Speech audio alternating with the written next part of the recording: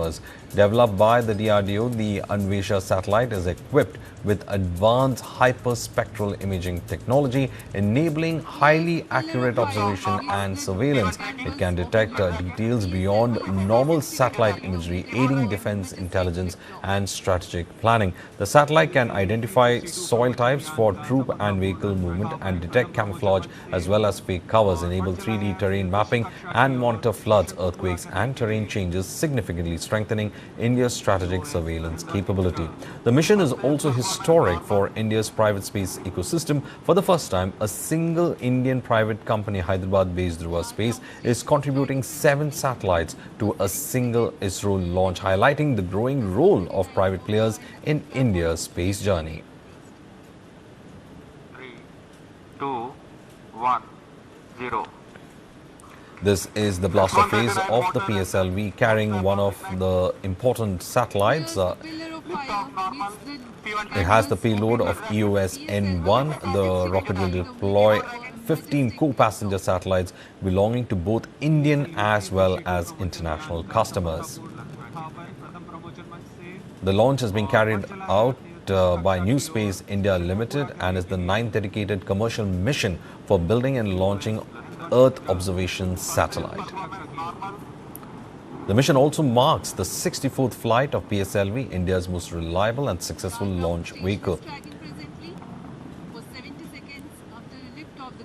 This is in fact a big boost for India as India starts its 3, 2, 1, 0.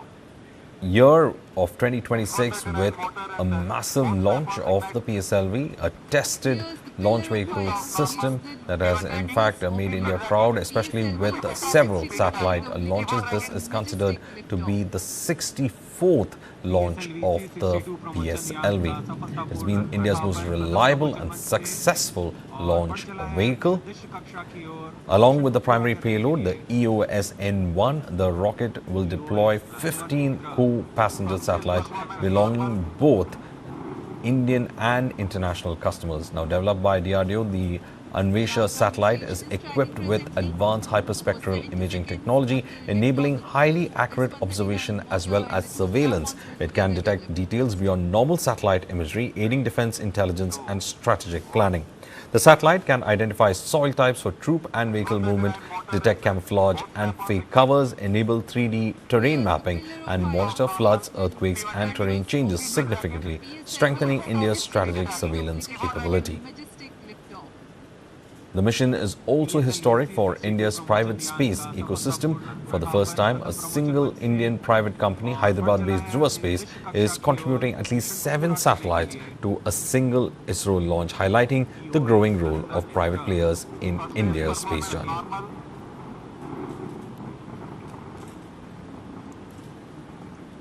Shah ground station is tracking presently for 70 seconds after lift of the S139 motor and the 2 strap-ons will together develop thrust. 3, 2, 1, 0. S139 motor and both strap-ons ignite. Here's the pillar of fire meets the canvas of blue. PSLV-C62 clearing the umbilical tower, a majestic lift-off. PSLV-C62 प्रमोचन यान का सफलतापूर्ण उत्थापन प्रथम प्रमोचन मंच से और बढ़ चला है अपने उद्देश्य कक्षा की ओर। इस मिशन को पूरा करने के लिए EOS-N1 Salient features of Anvesha in fact detects details beyond normal satellite imagery. Earlier satellites would in fact help you to see the terrain and also to detect the buildings and the people that are there. But this has got several capabilities that aids in defense and intelligence planning as well as help in strategic planning as well. It identifies soil types for troop and vehicular movement. It detects camouflage, fake covers, enables 3D mapping as well.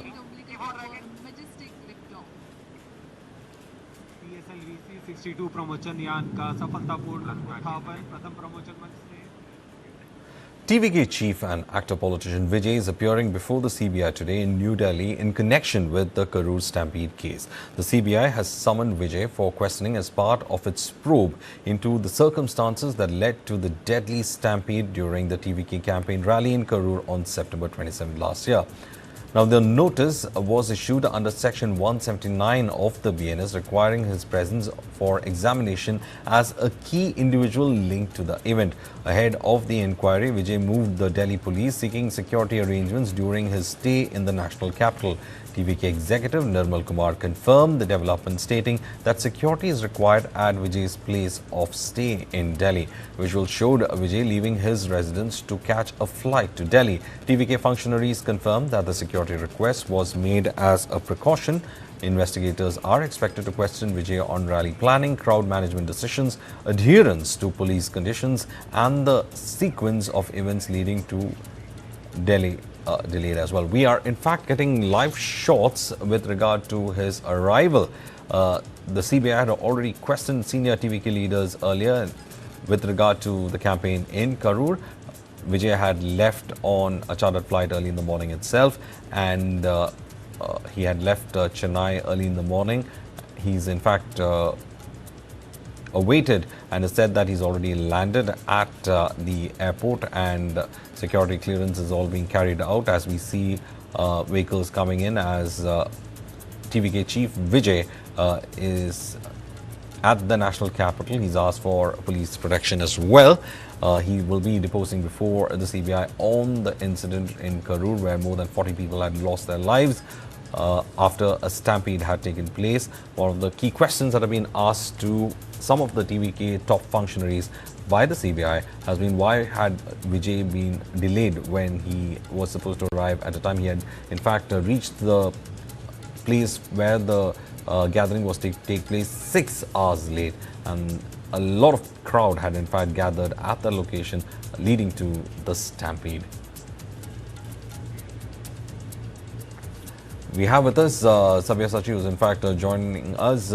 A big day when it comes to the investigations progressing with regard to the Karur stampede. Vijay expected at the CBI headquarters. The big question being, what are the kind of questions that the CBI would be asking? Of course, one big question that all his functionaries, top functionaries who are running the party have faced is, why did Vijay make the delay when he was supposed to have arrived 6 hours earlier at that venue? Sabyasachi, how is the situation on the ground? There seems to be a lot of security presence as well.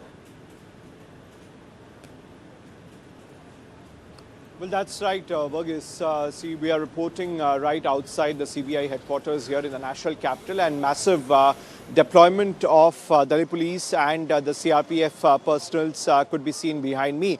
Now, TVK chief Vijay's team has got in touch with the Delhi police, and they have asked the Delhi police to give additional security. Meanwhile, the carriageway which leads to the CBI headquarters here in the national capital has been completely emptied by the Delhi police. No traffic movement is allowed. Now, very soon, TVK chief Vijay would be coming at the CBI headquarters here in the national capital. Now, very strict line of questioning will be done by the CBI officials today, because from the sources what we are learning, that earlier the CBI in fact already have questioned the Tamil Nadu police personnel who were deployed as the security of TVK chief Vijay, and the CBI also have questioned the other TVK party functionaries as well. Meanwhile, once Vijay appears, the main line of questioning will be focusing on why there was a 7-hour delay of Vijay. Why did he come late at the venue? In fact, the other questions that will be put across by the CBI to Vijay is that who really organized the program, whether the party workers who were present at the spot did contact with the local authorities and administration, whether basic facilities and amenities were provided to the large amount of people who gathered over there, like water, food or toilet facilities, and also the permission. In fact, time and again we have seen that the district administration, also the SP of Karur also has been questioned by the CBI, and time and again they have been pointing fingers at the TVK chief Vijay. In fact, the district administration said that the permission was given only for around 10,000 people, but around 30,000 people gathered at the spot. And the district administration also pointed out that how the basic facilities were not provided to the supporters who gathered over there, and there was a delay of 7 hours and no water or food was provided, and the crowd had turned unruly, which could possibly led to the situation, because 41 people have lost their life. So these are some of the important questions which TVK chief Vijay has to answer to the CBI, and the CBI will also put across the documents or the permission that TVK has sought from the district administration, and also the statement of witnesses that has been recorded so far from the CBI side will also be put across to TVK chief Vijay. Back to you. Also, Sabya, one of the key factors has been about this investigation has been always about the factor that why the actor was late to the venue, because that is what is said to have led to the swelling of the crowds, and with regard to the entire process of the stampede taking place, because that led to surge in crowds. People were in fact sitting in certain places that can't be considered safe and things like that. So that is what led to it. But can we in fact find out as to, or rather find out what the kind of exact line of questioning had been for the other functionaries as well? We've been told that this was also the common question of the delay that the CBI had been asking. CBI has been focusing on the delay aspect when it comes to the questioning. And why in Delhi was he in fact summoned? Was it a situation in Chennai where they would not be able to in fact handle the security, or why was Delhi chosen as a venue for him to come? See, we need to understand that there was a lot of legal U-turns that had been seen in the case earlier. The Tamil Nadu government formed the SIT, which was again challenged at the Supreme Court, and